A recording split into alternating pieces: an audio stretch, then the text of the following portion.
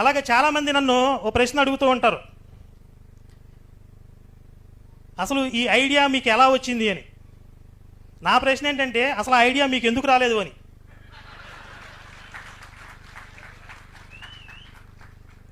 ఒకడు వచ్చి మన ఇల్లు దగ్గర పెడుతున్నాడు, మనం నీళ్లు పోసి ఆర్పుకుంటున్నాం. అతను కూడా వచ్చి ఆ నీళ్లు పోసి ఆర్పడానికో దేనికో సహాయం చేయాలి కదా. బ్రదర్, నీకు ఐడియా ఎలా వచ్చింది అని అడిగితే అలాగే అనిపిస్తుంది నాకు. అలాగే చాలామంది రిపీటెడ్గా ఒక ప్రశ్న అడుగుతూ ఉంటారు, ఇంత అగ్రెసివ్గా మాట్లాడుతూ ఉంటారు, ఇంత ఈ మాఫియా వ్యవస్థ మీద పనిచేస్తూ ఉంటారు కదా, మీకు భయం లేదా, మీకు భయం వేయదా అని. ఒక సినిమాకి ప్యారడీగా అనిపిస్తుంది కానీ ఖచ్చితంగా నేను చెప్తున్నాను, నిజంగా నాకు చాలా భయం ఉంది. ఏం భయం అంటే, నేను నా జీవితం ముగించేలోపు, నేను పోయేలోపు ఈ దేశంలో ఒక్క చర్చ అయినా మిగిలిపోద్దేమో అని భయం ఉంది నాకు.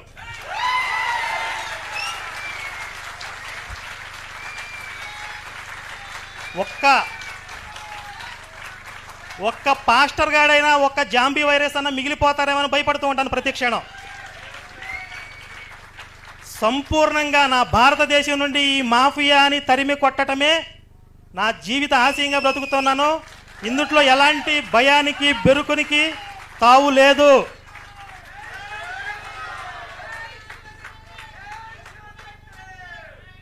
ఈ శివశక్తి ఈ వార్షికోత్సవానికి ఏర్పాట్లు చేస్తూ రాత్రంతా సరిగా నిద్రలేదు, అలాగే పొద్దునుంచి తిరుగుతూ ఉండటం వల్ల ముఖంలో కాస్త అలసట ఉంది, పెద్ద ఎనర్జీ లేదు. కానీ మీ అందరి సమక్షంలో చెప్తున్నాను, శివశక్తి లక్ష్యాలని సాధించడంలో మాత్రం అలసిపోను. శివశక్తి టీం మొత్తం, శివశక్తి కార్యకర్తలు అందరూ కూడా అలసిపోరు. ఈ ఒక్క విషయాన్నే ప్రధానంగా ఈరోజు నేను చెప్పదలుచుకుంది. అలాగే మా పాస్టర్ సహోదరులకి కూడా ఈ సందర్భంగా ఈ వేదిక మీద నుండి ఒక 2 మాటలు చెప్పాలి కాబట్టి, బ్రదర్స్,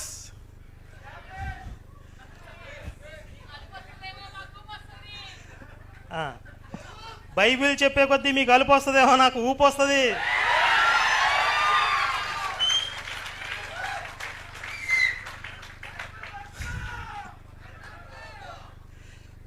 తొమ్మిది సంవత్సరాల క్రితం హిందూ మహాసముద్రంలో ఒక చిన్న అల్పపీడనం ఏర్పడింది. అది బలపడి క్రమంగా వాయుగుండంగా మారింది. ఇప్పుడు శివశక్తి పెను తుఫానుగా మారే సూచనలు కనిపిస్తున్నాయి. బయట సమాజం చైతన్యవంతమై ఉంటుంది కాబట్టి పాస్టర్లు మత మార్పిడి వేటలకు వెళ్ళకూడదని హెచ్చరించడమైనది.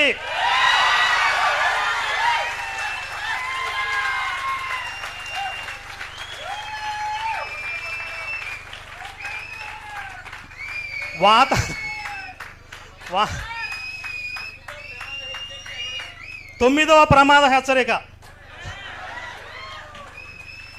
10వ నంబరు ప్రమాద హెచ్చరికని ఇప్పుడే ప్రకటిస్తున్నాను. ఓపెన్ గ్రౌండ్లో 10,000 మంది సమక్షంలో చేస్తాం. 10వ నంబరు ప్రమాద హెచ్చరికని ఎగరవేస్తాం.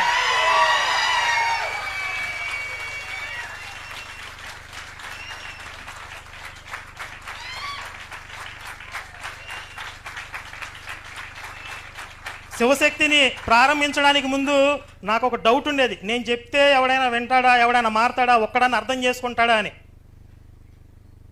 ఇప్పుడు ఈ మాఫియాకు ఒక డౌట్ వస్తుంది, అసలు మన మాఫియా ఉంటుందా ఊడిద్దా అని. ఖచ్చితంగా ఇంకో 10 సంవత్సరాల తర్వాత మీ డౌట్స్కి క్లారిఫై చేస్తాను నేను. ఉండదు, ఊడిద్ది. ఇంకో 10 సంవత్సరాల్లో మీకే అర్థమైంది ఆ విషయం. మరి 9వ వార్షికోత్సవ వేదిక నుండి ఈ మాఫియాని ప్రేమపూర్వకంగా హెచ్చరిస్తున్నాను. ఇందులో తప్పేమైనా ఉందా? లేదు. మరి